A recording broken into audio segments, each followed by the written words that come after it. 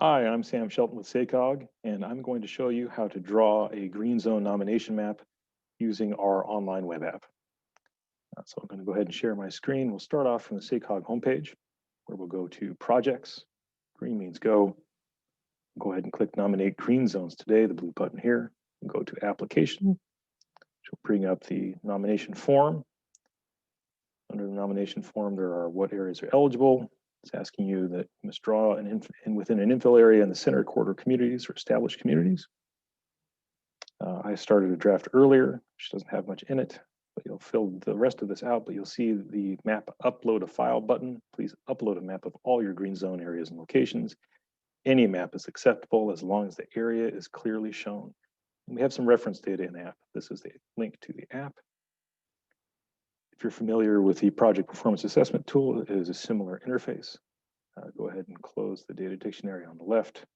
The VMT map starts off, but we can go ahead and close that to make sure that we are drawing an area within the community types of the center corridor and established communities, which are the red and gray areas that are on the map.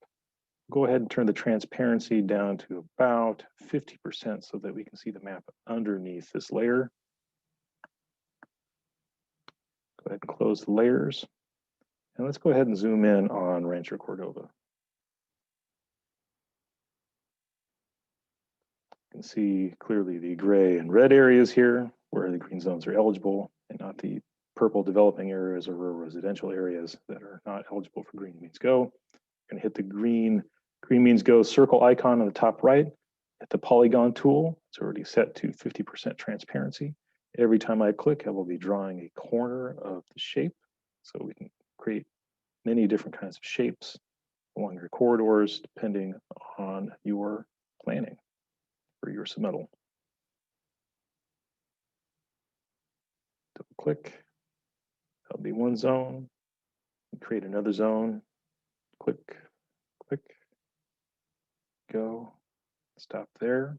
We can label these zones using the font tool. Just say zone 1. Click on the center of your polygon, and that's where the text will go. Zone 2. The print button. The title of your map. There'll be advanced tools, but those are not necessary to use. Go ahead and hit print.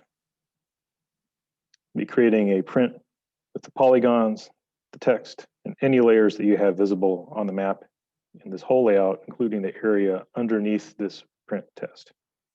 So if we hit the RC test map, it'll bring up a PDF of our map. There it is.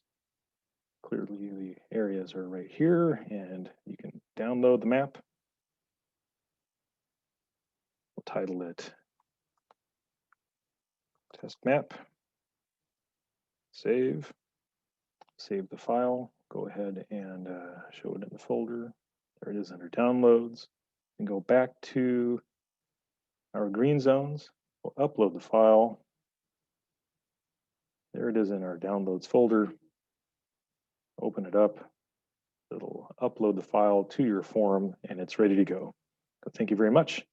And if you have any questions about this process or green zones, please give me a call. Again, I'm Sam Shelton with SACOG at 916-340-6251. Thank you very much.